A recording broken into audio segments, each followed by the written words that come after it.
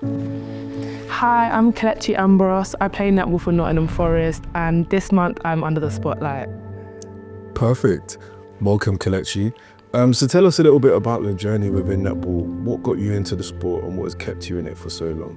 I've always been quite an athletic person, like since I was young, since I was in secondary school. Previously, I used to do track. I did track for 5 years, and I was always told I could jump high, I can run fast. So I did play netball in secondary school for my secondary school team. And then one day my PE teacher put me forward for, I think it was Kent County trials. And I just did it. I was really nervous because I hadn't played netball outside of school or anything. I just played like at school. And then I was at the trials and a lovely tall black lady came to me and she said, I want you to play for my club. And it was the first time that I'd ever felt like chosen or wanted in netball. And it told me that, wow, like I really am good at this sport. And I started playing for the club. I got into county for netball, and yeah, everything just kind of went up from there. Amazing. So there's obviously various positions within netball, and I'm sure you could tell us a little bit about your position and how you came to settle there. Do you think that netball is a sport where Black people are profiled into certain positions? And did you feel like you faced any challenges in terms of how you came to be in the position you're currently in? Yeah, most definitely. I think netball is a sport where a lot of Black girls are kind of just thrown into the defense for whatever reason. I remember when I first started playing netball in year 7, I remember I picked up the goal attack bib. I said, I want to be a goal attack, I want to shoot. And a white girl was like, no, that's my position. I think you should go there. And I was like, oh, hold on a second. Like, I want to be a shooter. And the teacher reaffirmed that and said, no, actually, I think you should try this defensive position. And I was like, I was only 11, I was 12. I said, do you know what, like, why not? Ever since then, I've fallen in love with my position. I love it. I wouldn't change it for the world. But sometimes I do think, how could life have been different if, I'd given that chance to shine in other positions?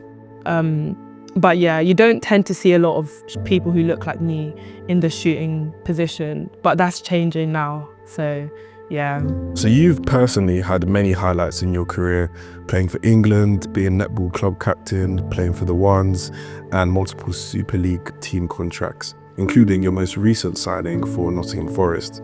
Is there an achievement that stands out for you amongst the rest?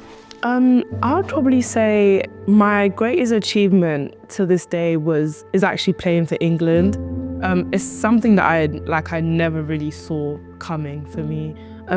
It happened like at a time where I genuinely played netball for fun, and I also met my closest friends till this day through England. So overall, it was such a positive learning experience for me. One of my favorite coaches was my England coach, and she still coaches me to this day at Forest. And she's a part of the Forest setup, so I'm so happy for that. I learned from a lot of people, I learned from a lot of coaches. I was around lots of girls who looked like me, who were as tall as me. I didn't feel othered as well in that environment. And everyone was just so talented, and to be in an environment where I'm surrounded by so many other talented athletes, it made me feel like, wow, like I could actually like go somewhere with this sport and that I'm actually good at it. So yeah. That's amazing. You are currently in your 3rd year of medicine. Despite playing the sport at such a high level, how have you found balancing being an athlete with your academic responsibilities, and what has pushed you to pursue such a challenging career path and yet still play sports at such a high level rather than committing to one or the other? I think that my ability to do this comes from my passion for both. Like, I absolutely love being a medic. I love the fact that one day I'm going to be a doctor, but I also really, really love netball. So I think I realized that I wanted to be a doctor in like around the same time netball I became really good at netball, like around 17, 18, around that age. And it was the beauty of the fact that, like I can help people. I'm also really smart. And the best thing for me was to actually medicine is a thing for me. And my ability to balance it took a while, I'm not gonna lie. First year was really hard for me. And I even had an injury and stuff like that.